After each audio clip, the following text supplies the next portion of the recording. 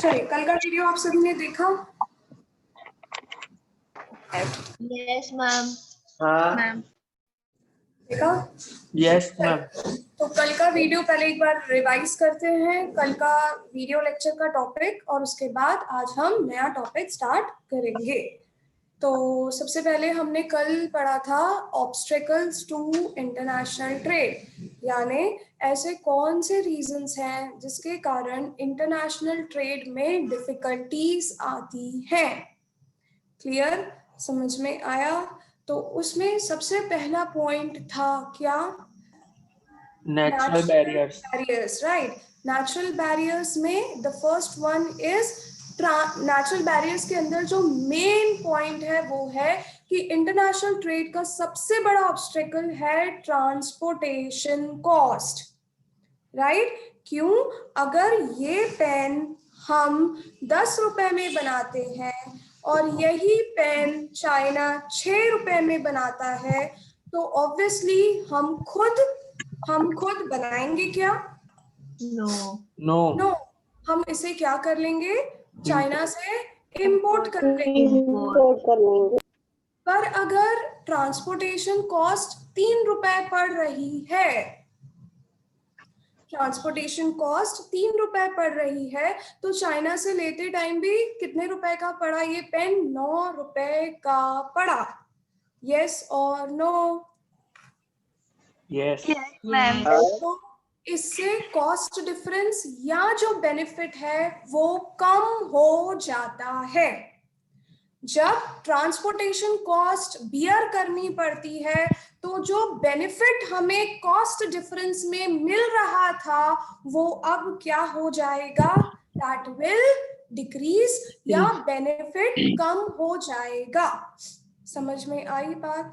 Clear है? Yes ma'am. पक्का? Transportation cost से बेनिफिट क्या हो जाता है? बेनिफिट किसी भी कंट्री को, वॉइस लैगिंग हो रहा है यार, नेटवर्क तो प्रॉपर है। यस, तो ट्रांसपोर्टेशन कॉस्ट के please, I think this is Haresha, आप प्लीज म्यूट हो जाओ बेटा, डिस्टर्बेंस हो रहा है। तो ट्रांसपोर्टेशन कॉस्ट के कारण जो बेनिफिट हो रहा था इंटरनेशनल ट्रेड में वो कम हो जाता है। इस वजह से हम इंटरनेशनल ट्रेड को रेस्ट्रिक्ट करते हैं या हम इंटरनेशनल ट्रेड में एंटर नहीं करते, क्योंकि सबसे बड़ा बैरियर जो होता है दैट इज ट्रांसपोर्टेशन कॉस्ट। अब ट्रांसपोर्टेशन कॉस्ट में हम क्या क्या, अगर हम कोई चीज इंपोर्ट कराते हैं दूसरी कंट्री से तो हमें कौन कौन सी कॉस्ट भरनी पड़ेगी? हमें कॉस्ट ऑफ प्रोडक्ट तो भरनी है, साथ ही साथ हमें फ्रेट भी भरना है, और हमें इंश्योरेंस का अमाउंट भी बियर करना है। समझ में आया कि नहीं? कॉस्ट ऑफ ट्रांजिट भी बियर करना है। और कॉस्ट ऑफ ट्रांजिट में क्या आएगा? इस पेन की प्राइस तो इंक्लूड है ही। If I am importing this from China, तो इस पेन की प्राइस के साथ साथ मुझे कॉस्ट ऑफ क्या? ट्रांसपोर्टेशन में फ्रेट हो गया, हैंडलिंग चार्जेस हो गए, और इंश्योरेंस भी साथ में बियर करना पड़ेगा। तो मेरे लिए इस इंपोर्ट की प्राइस बहुत ज्यादा हो जाएगी। Is it clear? समझ में आया? पक्का? अब एक पॉइंट और था, exports are recorded as free on board, FOB। अगर याद हो तो मैंने कल एक पॉइंट बोला है, exports are recorded free on board. What is free on board? जब कोई कंट्री कोई प्रोडक्ट दूसरी कंट्री को सेल करती है, तब जो इसकी प्राइस है बोर्ड पर आने तक या पोर्ट पर आने तक, सिर्फ वो एक्सपोर्ट्स में इंक्लूडेड होता है।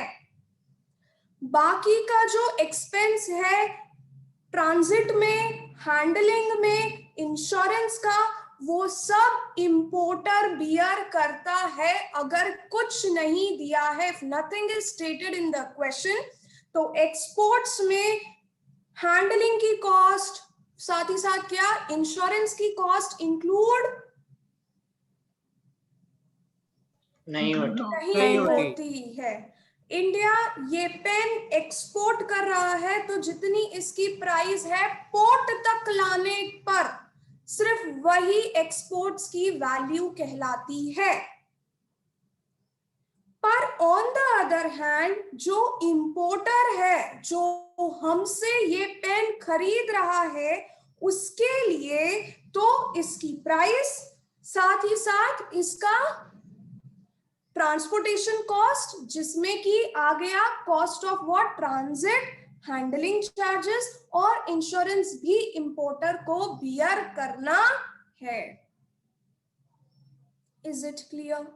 समझ में आया? Yes ma'am. तो exports are recorded at FOB price. FOB price होता है free on board price. Free on board price मतलब price of the product till bringing that product on the port। Port तक लाने का खर्चा एक्सपोर्टर बियर करेगा। उसके बाद सब कुछ नहीं कहा गया है, टर्म्स में कुछ क्लियर नहीं है, तो फिर हैंडलिंग का, इंश्योरेंस का खर्चा कौन बियर करता है? Importer. Importer. Is it clear?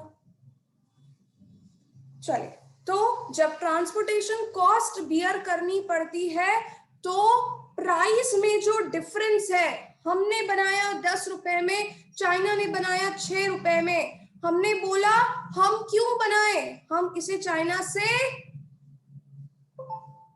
Import कर लेंगे। इंपोर्ट कर लेंगे।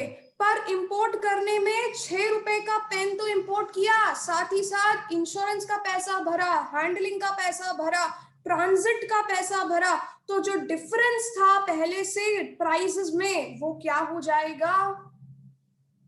कम हो जाएगा। कम हो जाएगा। जो बेनिफिट हमें मिलने वाला था वो पहले से होगा, कम हो जाएगा। कंसेप्ट सबको क्लियर है? Yes ma'am. Yes ma'am. चलिए नेक्स्ट आते हैं। ये तो हुई नेचुरल बैरियर की बात। अब आते हैं मैन मेड बैरियर्स पर। मैन मेड बैरियर्स में सबसे पहला बैरियर आता है टैरिफ बैरियर्स। क्या होता है टैरिफ बैरियर्स? टैरिफ का मतलब होता है टैक्सेस, राइट? टैरिफ का मतलब क्या होता है? टैक्सेस। अगर चाइना से गुड्स इंपोर्ट करते वक्त हमारी कंट्री टैक्स लगाएगी इंपोर्ट्स पर, तो क्या हम ज्यादा इंपोर्ट करेंगे कि कम इंपोर्ट करेंगे? कम इंपोर्ट करें। कम इंपोर्ट करेंगे। क्यों हम कम इंपोर्ट करेंगे? बिकॉज हमें एडिशनल टैक्सेस भी पे करनी पड़ रही है। समझ में आ गया? तो टैरिफ का मतलब होता है टैक्सेस। जब टैक्सेस लगाई जाती हैं तो प्रोडक्ट की प्राइसेस पहले से बढ़ जाएगी और इससे लोग ट्रेड में फ्रीक्वेंटली एंटर नहीं हो पाएंगे। नहीं करेंगे। चल, टैरिफ बैरियर्स के बाद आते हैं non tariff barriers. Non tariff barriers का मतलब है जिसमें टैक्स नहीं लगाई गई है। ऐसे बैरियर्स जिसने इंटरनेशनल ट्रेड को कम करना है, रेस्ट्रिक्ट करना है, पर उसमें टैक्सेस नहीं लगाई जाती। तो वो कौन से होते हैं? सबसे पहला था क्वांटिटेटिव रेस्ट्रिक्शन या फिर कोटा। लिखा है आप सबने, पहला था क्वांटिटेटिव रेस्ट्रिक्शंस या कोटा। इसमें क्या होता है? गवर्नमेंट एक लिमिट फिक्स कर देती है कि 1 साल में चाइना से इस प्रोडक्ट की सिर्फ इतनी क्वांटिटी ही इंपोर्ट हो सकती है, उससे ज्यादा नहीं हो सकती। नहीं हो सकती। समझ में आया? What is quantitative restriction? सब पे एक एमसीक्यू बनेगा। कैसे? राइट, जैसे वो एक लाइन दे देंगे और फिर बोलेंगे आइडेंटिफाई द बैरियर। आपको बैरियर आइडेंटिफाई करना है। तो क्वांटिटेटिव रेस्ट्रिक्शन में क्या हुआ? Government has put restriction on import of medicine to this much quantity only. Government ने रेस्ट्रिक्शन लगाया है कि कोई भी प्रोडक्ट को एक साल में इतना ही इंपोर्ट कर सकते हो, इससे ज्यादा नहीं कर सकते। तो दिस इज कॉल्ड एज, इस बैरियर को क्या कहते हैं हम? नॉन ट्रेड यस, समझ में आया क्वांटिटेटिव रेस्ट्रिक्शन का मतलब? यस। क्या समझ में आया? अरे दीपा बेटा क्या पढ़ रहे हो? She is continuously speaking on phone. हाँ, क्या समझ में आया बोलो? What is quantitative restriction? Direct restriction. Direct restriction, restriction किस पे लगाया है? गुड्स पे। Goods, amount of goods. हाँ, नंबर, क्वांटिटी ऑफ गुड्स की इतने ही गुड्स हम खरीदेंगे। We can import. हाँ, वी कैन इंपोर्ट। उससे ज्यादा हम इंपोर्ट नहीं कर सकते। चलिए, second is monetary restriction. Monetary restriction मतलब एक्सचेंज कंट्रोल। यहाँ पर क्या होता है? गवर्नमेंट बैन कर देती है अवेलेबिलिटी ऑफ फॉरेन करेंसीज को। अगर आपको जापान में पे करना है तो आपके पास येन होने चाहिए, या फिर आपके पास एक पेमेंट गेटवे होना चाहिए जिससे आप रुपीस को येन में कन्वर्ट कर सको। अमेरिका में पे करना है तो आपके पास डॉलर्स होने चाहिए, या फिर एक गेटवे होना चाहिए जिससे रुपीस को आप डॉलर में कन्वर्ट कर पाओ। तो यहाँ पर एक्सचेंज कंट्रोल में गवर्नमेंट बैन लगाती है on conversion of your currency into foreign currency. अब भाई, आप जब किसी फॉरेन करेंसी में पेमेंट ही नहीं कर पाओगे तो क्या आप वहां से गुड्स इंपोर्ट करोगे? नो। समझ में आया? What is the meaning of exchange control? You will not get, government puts a ban on conversion of home currency into any of the foreign currency. समझ में आया? क्लियर है? चलिए, मॉनेटरी रेस्ट्रिक्शन या फिर एक्सचेंज कंट्रोल के बाद आता है एडमिनिस्ट्रेटिव और टेक्निकल रेगुलेशंस। अब एडमिनिस्ट्रेटिव और टेक्निकल रेगुलेशंस का मतलब है कि गवर्नमेंट इंटरफेयर नहीं कर रही है। आप चाहे तो गुड्स इंपोर्ट करा सकते हो, पर गवर्नमेंट ने कुछ कंडीशंस रखी है कि जो प्रोडक्ट इंपोर्ट होगा उसकी क्वालिटी का स्टैंडर्ड ऐसा ऐसा होना चाहिए, उसकी पैकेजिंग ऐसी होगी तो ही हम खरीदेंगे, वरना हम प्रोडक्ट को नहीं खरीदेंगे। तो जो पुअर कंट्रीज हैं वो इतने अच्छी क्वालिटी के प्रोडक्ट्स नहीं बना पाती, जिसके कारण अब दूसरी कंट्रीज ने तो क्या लगा दिया है? कंडीशंस लगा दिए कि अच्छी क्वालिटी होगी, अच्छी पैकेजिंग होगी, अच्छे सेफ्टी मेजर्स होंगे तो ही हम प्रोडक्ट को खरीदेंगे। पर जरूरी नहीं है कि हर कंट्री ऐसे गुड क्वालिटी प्रोडक्ट्स बना पाए।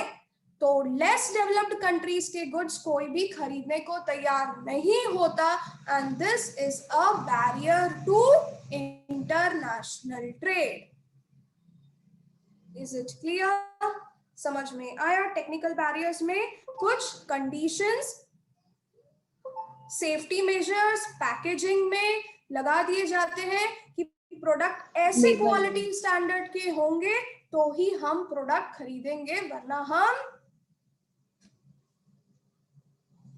नहीं खरीदेंगे। ओके, नेक्स्ट लास्ट बैरियर है गवर्नमेंट प्रोक्योरमेंट पॉलिसीज और स्टेट ट्रेडिंग प्रैक्टिसेस।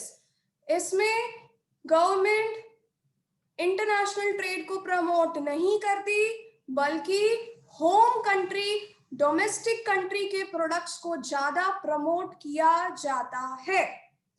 हो सकता है जैसे कि आज, पहले हमारे यहाँ ये पॉलिसी नहीं थी, पहले दे आन दो चाइना से प्रोडक्ट आने दो, तो our markets were flooded with Chinese products. पर आज गवर्नमेंट ने अपनी पॉलिसी को चेंज किया है। We have come to make in India concept. हम स्वदेशी मूवमेंट यानी अपने यहाँ बनने वाले प्रोडक्ट्स को ज्यादा प्रमोट कर रहे हैं। तो क्या इससे इंटरनेशनल ट्रेड बढ़ रहा है कि कम हो रहा है? कम हो रहा है। कम हो रहा है in the sense of import, और एक्सपोर्ट के केस में ये बढ़ रहा है। बढ़ रहा है क्योंकि हम अच्छे प्रोडक्ट्स बना के दूसरी कंट्रीज को एक्सपोर्ट कर सकते हैं। Is it clear? समझ में आया? Yes ma'am. तो बैरियर्स सारे क्लियर हैं, barriers to international trade? Yes ma'am. Okay, चलिए मुझे बताना, transportation cost dash the benefit from international trade. Transportation cost dash the benefit from international trade. बताओ, increases, decreases, what? Decreases. क्यों decreases? Because price difference दो countries के बीच में कम हो जाएगा। ये कंसेप्ट आना चाहिए, इस पे एक MCQ जरूर बनेगा। क्लियर? डन? यस और no? Yes ma'am. Yes ma'am. चलिए नेक्स्ट आते हैं, बढ़े आगे। नेक्स्ट टॉपिक है फ्री ट्रेड। लिखिए कॉपी में, free trade. Come on, write down free trade.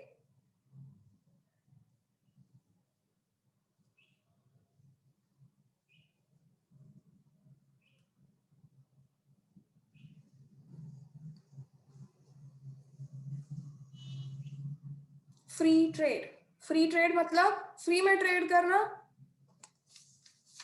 Free में गुड्स मंगाना, रिस्ट्रिक्शंस नहीं होना। यस, तो write down, it means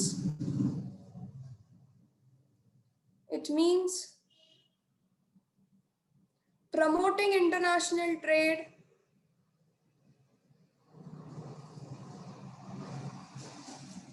it means promoting international trade without any restrictions. It means promoting international trade without any restrictions.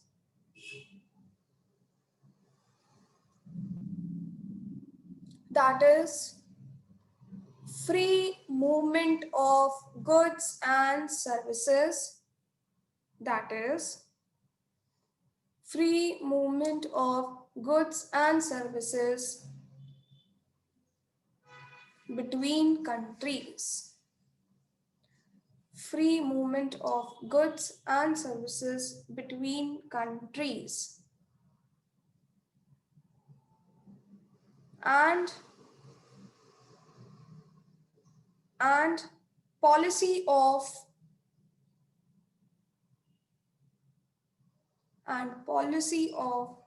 no favorism, and policy of no favorism for domestic industries. Policy of no favorism for domestic industries.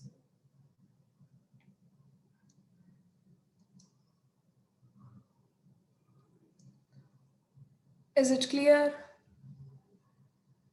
So what is free trade? Free trade में सबसे पहले तो free movement of goods and services होना चाहिए, restrictions नहीं होने चाहिए, और साथ ही साथ कोई ऐसी पॉलिसी नहीं होना जिसमें आप अपनी डोमेस्टिक इंडस्ट्रीज को फेवर कर रहे हो। Is it clear? समझ में आया what is free trade? Yes ma'am. Yes, ma'am. चलिए benefits, write down benefits.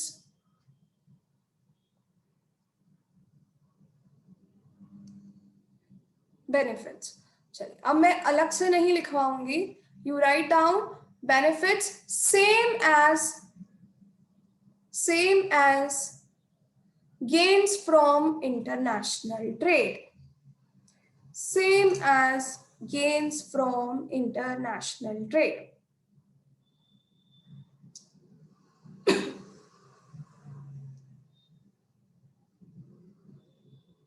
Yes, तो क्या कहने का मतलब, फ्री ट्रेड यानी इंटरनेशनल ट्रेड को प्रमोट करना, इंटरनेशनल ट्रेड को अच्छे से प्रमोट करना यानी गेन्स फ्रॉम इसके बेनिफिट्स, और गेन्स फ्रॉम इंटरनेशनल ट्रेड के बेनिफिट्स क्या होंगे? Similar. सेम होंगे। चलो तो एक बार turn the page and let us see क्या गेन्स हमने पढ़े थे। सबसे पहला गेन था benefit of specialization and geographical division of labor. Yes, तो क्या इसका मतलब क्या था, जब इंटरनेशनल ट्रेड में कोई कंट्री एंटर करती है तो सिर्फ वो डैश प्रोडक्ट बनाती है जिसमें वो डैश होती है, स्पेशलाइज होती है। हाँ, तो कैसे प्रोडक्ट्स बनाती है, वही प्रोडक्ट पर्टिकुलर, हाँ, जिसमें वो स्पेशलाइज होती है, और बाकी के प्रोडक्ट्स वो लेस प्राइस पे कहाँ से इंपोर्ट करेगी, दूसरी कंट्री से इंपोर्ट करेगी। ऐसे में हमारा जो लेबरर्स है वो स्पेशलाइज्ड हो जाएंगे, सिर्फ एक ही या सिर्फ कुछ ही प्रोडक्ट्स बनाने में हमारे लेबरर्स क्या हो जाएंगे, स्पेशलाइज्ड हो जाएंगे। Is it clear? समझ में आया? Yes ma'am. Yes, second gain क्या था? Increase in value. Increase in value, right. Increase in value कैसे, हम सारे प्रोडक्ट्स बनाने के बजाय जिसमें हम अच्छे नहीं है, जिसमें we don't have resources, those products we will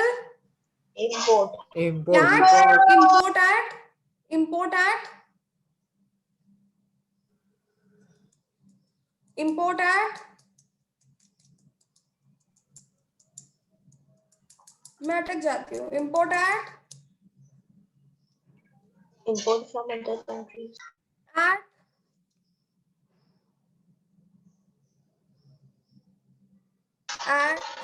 Lower rate. lower rate, समझ में आया? और export our products at Higher rate. so there is benefit to both importing country as well as exporting country. Sorry, next benefit was Product mobility. Product mobility क्या कहती है कि factors of production are dash, जल्दी बताओ। Immobile between country. Yes, factors of production move नहीं कर सकते countries के बीच में, पर कंट्री में मूव कर सकते। क्या कंट्री में, पर क्या Products are easily mobile. हाँ, पर प्रोडक्ट्स तो एक कंट्री से दूसरी कंट्री में मूव कर सकते हैं। तो जब फ्री मूवमेंट ऑफ गुड्स होगा, तो अगर हमारे पास ऑयल रिसोर्सेज नहीं है तो इससे कोई घबराने की बात नहीं है, हम उससे प्रोडक्ट्स बनाकर प्रोडक्ट्स जो बनने वाले प्रोडक्ट्स दूसरी कंट्री से Import कर लेंगे। So factors of production are immobile between countries, and this disadvantage, please don't move this pen. But products are easily movable. हाँ, but वो distraction हो रहा है। हाँ, but products can easily move between countries. चलो next is Widens the size of the हाँ, widens the size of the market. हमें अपना प्रोडक्ट सिर्फ अपनी कंट्री में ही सेल करने को नहीं मिलता, बल्कि दूसरी कंट्री में भी दूसरी कंडीशन में मिलता है. Yes, very good. Next was variety of goods. Variety of goods मिलते हैं. सिर्फ अपनी कंट्री के गुड्स ही नहीं, ऑल ओवर द वर्ल्ड जो प्रोडक्ट्स बन रहे हैं उन्हें कंज्यूम करने को मिलता है. फिर Increase in world World production. production. And welfare. International trade करते टाइम कंट्री सिर्फ वही प्रोडक्ट बनाती है जिसमें वो अच्छी होती है, तो प्रोडक्शन पहले से बढ़ जाएगा. बढ़ जाएगा. क्लियर है? समझ में आया? चलिए, इसमें दो बेनिफिट्स और ऐड करने हैं. आपने अभी क्या लिखा कि same as gains from international trade plus दो ऐड कर लो.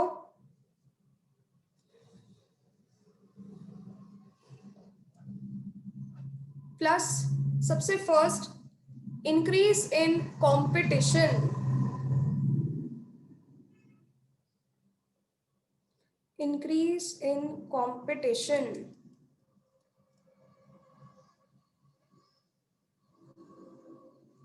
Yes, right. Domestic companies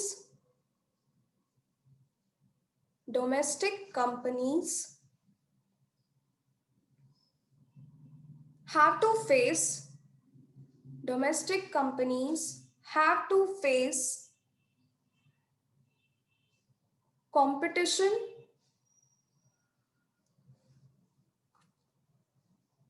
domestic companies have to face competition from foreign products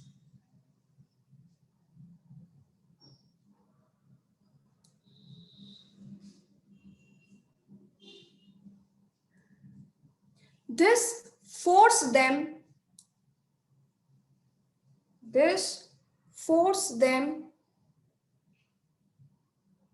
to produce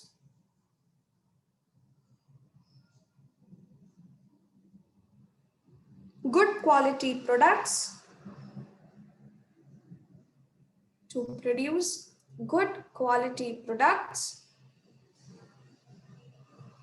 with improved technique.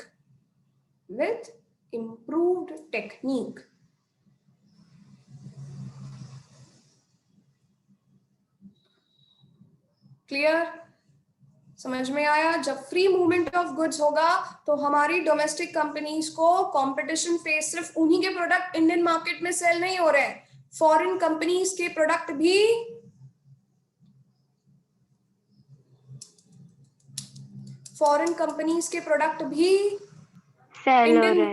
Cell हो रहे हैं. तो डोमेस्टिक कंपनीज को कंपटीशन फेस करनी पड़ेगी और वो अच्छे क्वालिटी प्रोडक्ट्स बनाएंगे with improved technique. Is it clear? किसी को कोई डाउट? चलिए, सेकंड जो लिखना है, अगेंस्ट मोनोपोलीज. अब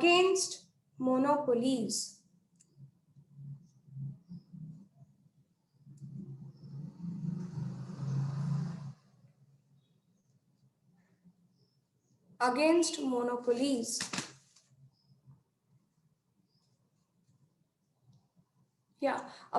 मोनोपोली पहले समझ लो. ऐसा कोई प्रोडक्ट नहीं होगा जिसे सिर्फ एक कंपनी बनाए, राइट? पूरे वर्ल्ड में किसी एक प्रोडक्ट को और दूसरी कंपनीज भी बना सकती हैं और वो इंडियन मार्केट में उस प्रोडक्ट को सेल भी कर सकता है. ठीक है, तो लिख दीजिए, due to international trade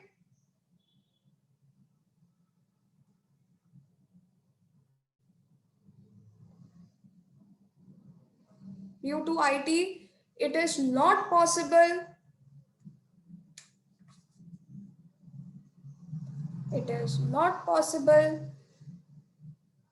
that a particular product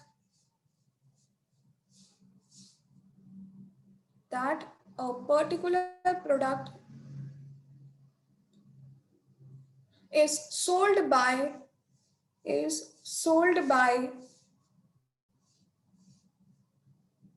only one seller, that a particular product is sold by only one seller, comma, foreign sellers can also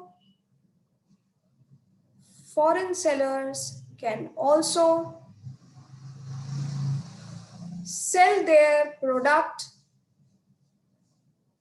in our country. Foreign sellers can also sell their product in our country.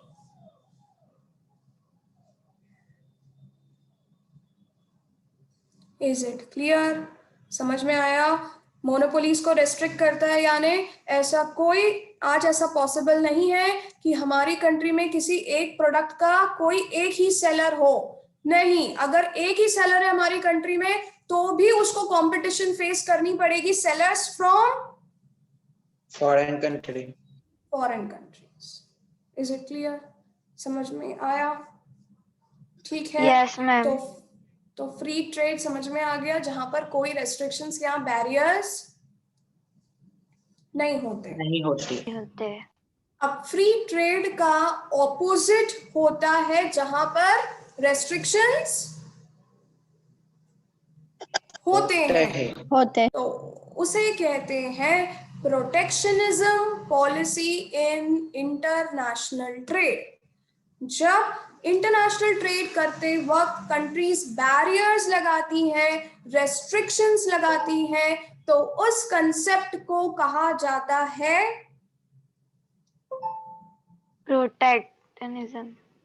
Protectionism policy in international trade. Is it clear?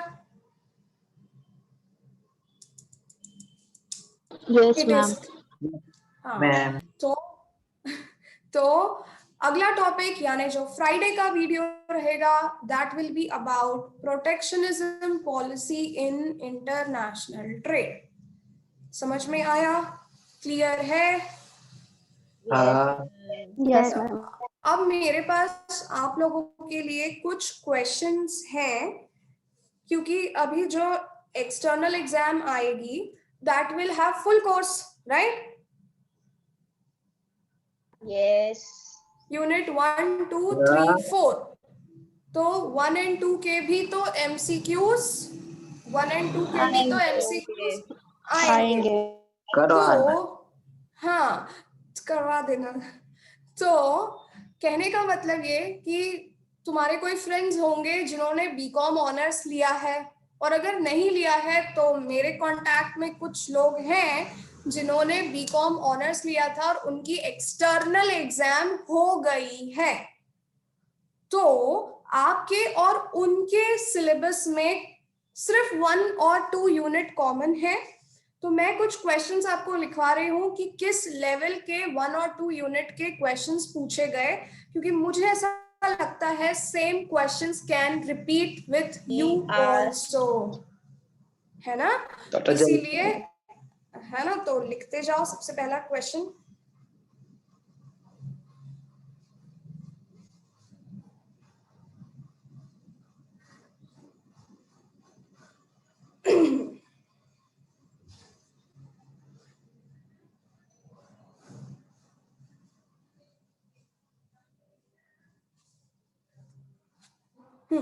According to, देखिए first question, और मुझे लगता है आप लोग answer भी कर पाएंगे।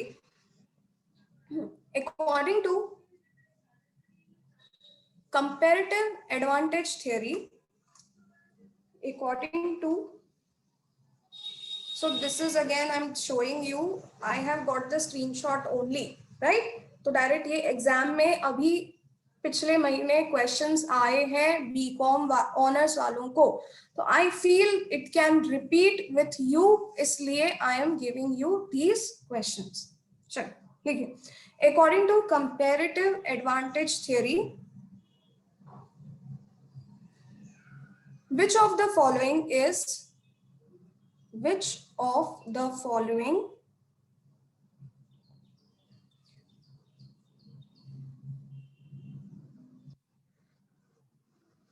which of the following is not the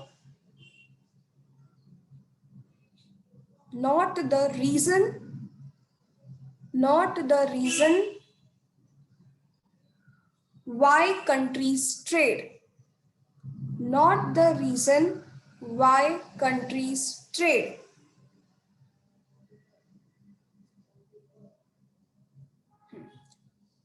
first option है कंपैरेटिव एडवांटेज,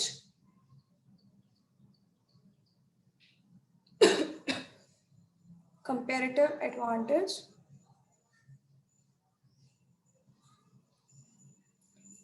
सेकेंड ऑप्शन है cost are higher in one country, cost are higher in one country than in another. Costs are higher in one country than in another. C. Prices are lower in one country than another. Prices are lower in one country than another.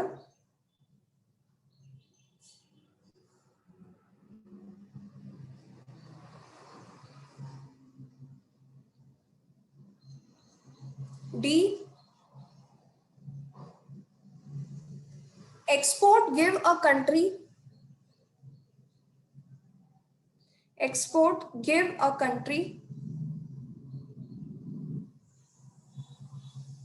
political advantage. Export give a country political advantage over other countries.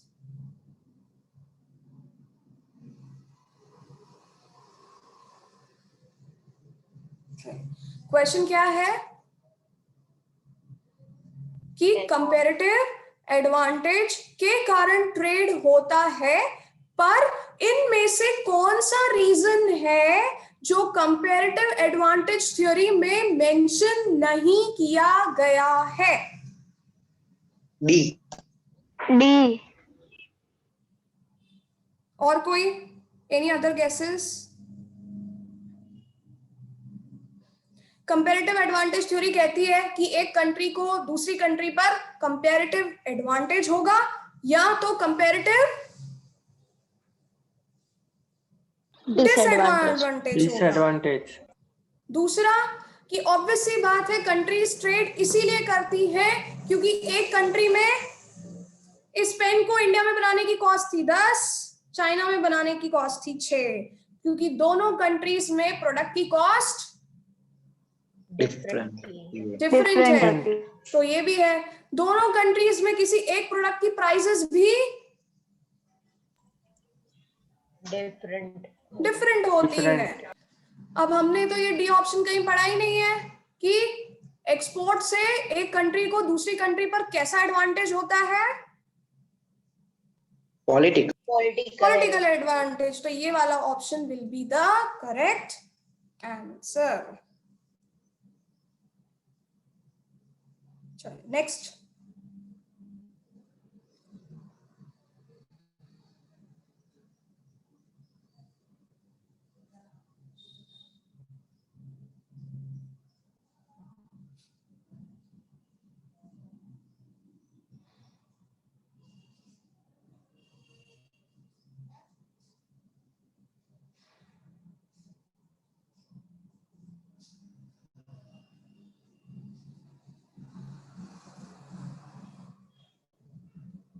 चलिए लिखिए, equilibrium terms of trade.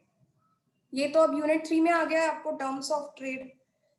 Equilibrium terms of trade,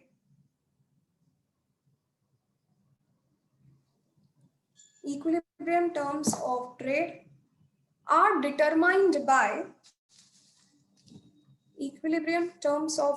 are determined by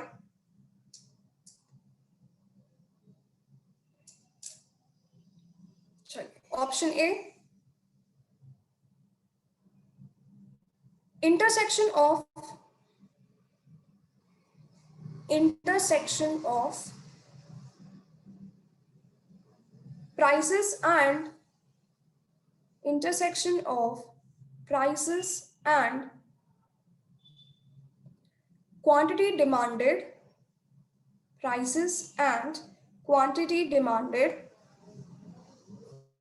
of two countries.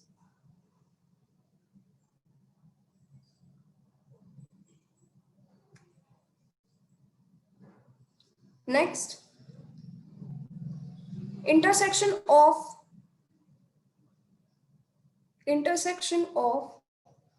offer curves of two countries.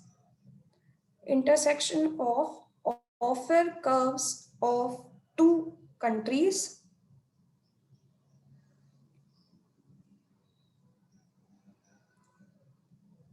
Intersection of, तीसरा option, intersection of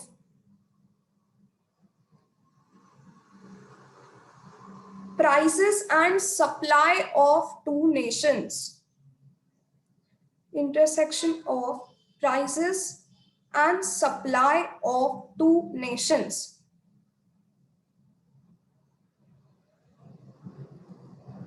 D, last option is production curves. बस और कुछ नहीं लिखा है, सिर्फ लिखा है production curves.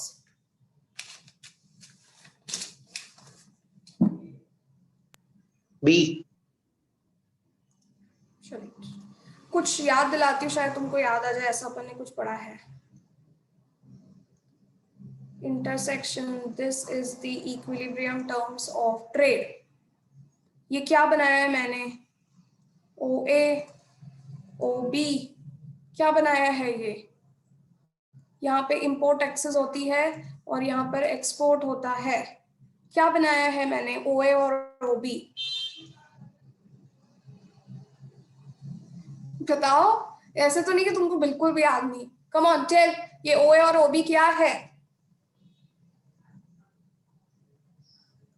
OA is the dash of country A. Offer curve. Offer curve. हाँ, जहां पर दो कंट्रीज के ऑफर कर्व इंटरसेक्ट होते हैं, उस पॉइंट को इक्विलिब्रियम टर्म्स ऑफ ट्रेड कहते हैं. समझ में आया? तो इक्विलिब्रियम टर्म्स ऑफ ट्रेड क्या पॉइंट होता है? Where what intersect, offer curve of two countries. हाँ, तो what will be the option? B.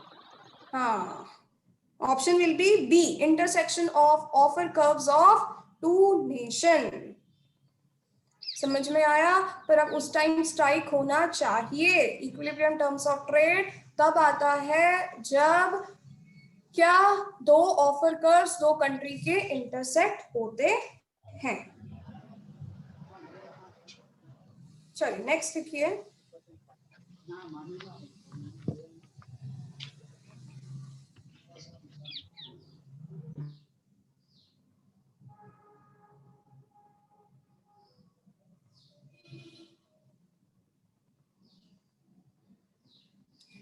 Next I am not giving, क्योंकि next is related to HO theory और मुझे ऐसा लगता है पहले रिवाइज कराना चाहिए.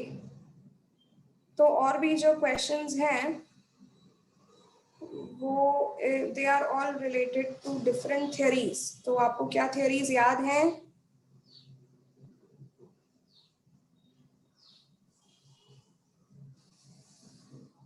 क्या आपको अलग अलग थ्योरीज याद हैं? नहीं. नो, ठीक है. तो अभी हम नहीं करते हैं डिस्कस, और इट्स बेटर कि मैं आपको एक PDF इनका बना के दे दूं. इतने सारे डिक्टेट करने से अच्छा है. ठीक है, क्लियर है? तो you will get this PDF form और हम सारे डिस्कस जरूर करेंगे, पर पहले थ्योरीज आपको रिवाइज करनी पड़ेगी. चलिए, तो आज का सेशन हम यहीं खत्म करते हैं. जो फ्राइडे का वीडियो विल बी, फ्राइडे का जो वीडियो लेक्चर है that is very important, please do not miss it. उससे रिलेटेड बहुत सारे क्वेश्चंस पूछे जाते हैं. ठीक है, bye ma'am. Bye ma'am. Bye. Bye bye. Bye.